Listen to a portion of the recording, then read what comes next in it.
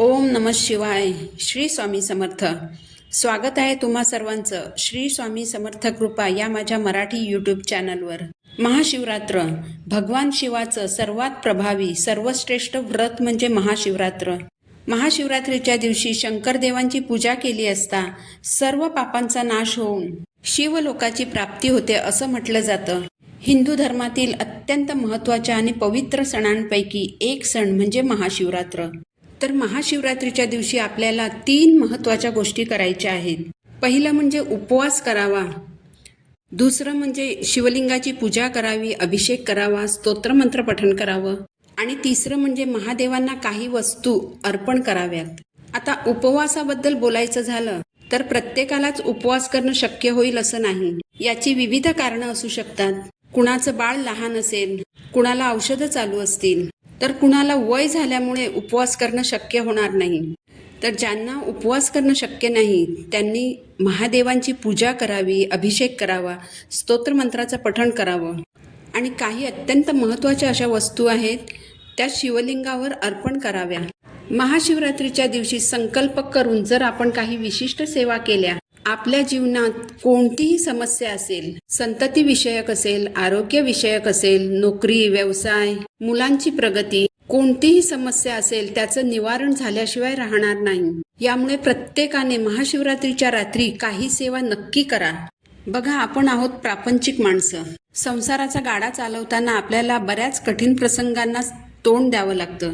तर तुमच्यावर जर सतत कठीण प्रसंग येत असतील, सतत समस्यांना सामोरं जावं लागत असेल, तर महाशिवरात्रीच्या दिवशी बेलाच्या झाडाखाली शिवलिंग ठेवा आणि त्या शिवलिंगाची विधिवत पूजा करा. बघा, बेलाच्या झाडामध्ये साक्षात भगवान शिवांचा वास असतो.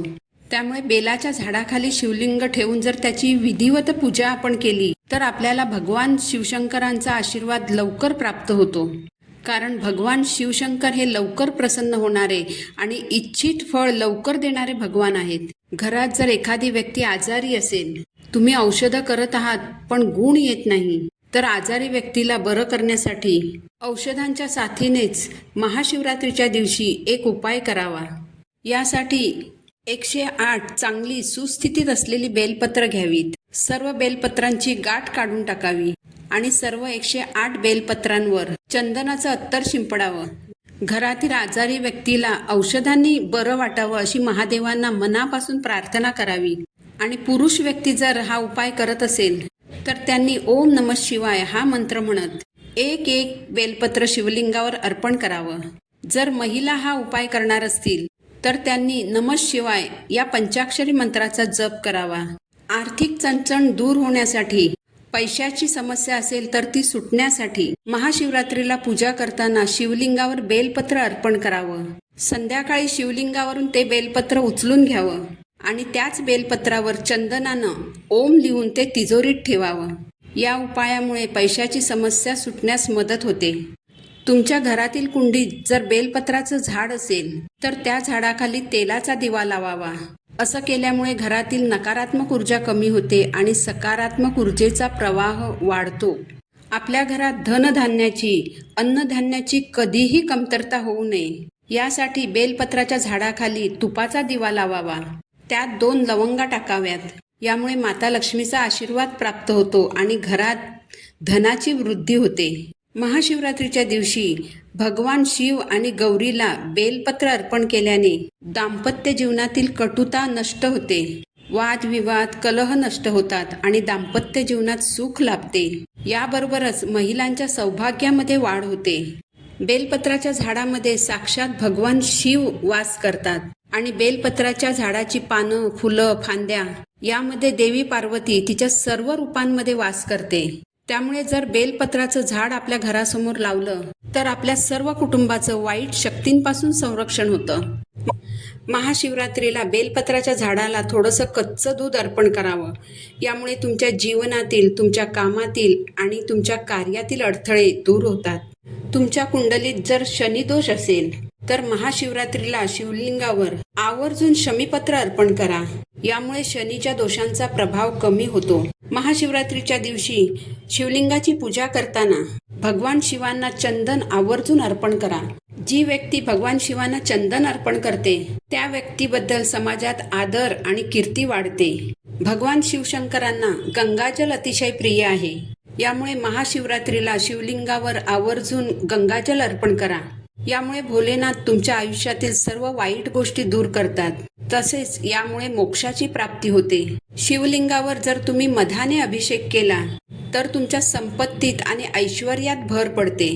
तसेच जी व्यक्ती मधाने शिवलिंगावर अभिषेक करते तिची वाणी मधुर होते. एखाद्या व्यक्तीचं जर आरोग्य ठीक राहत नसेल, ती व्यक्ती जर वारंवार आजारी पडत असेल तर अशा व्यक्तीने शिवलिंगावर पंचामृताने अभिषेक करावा.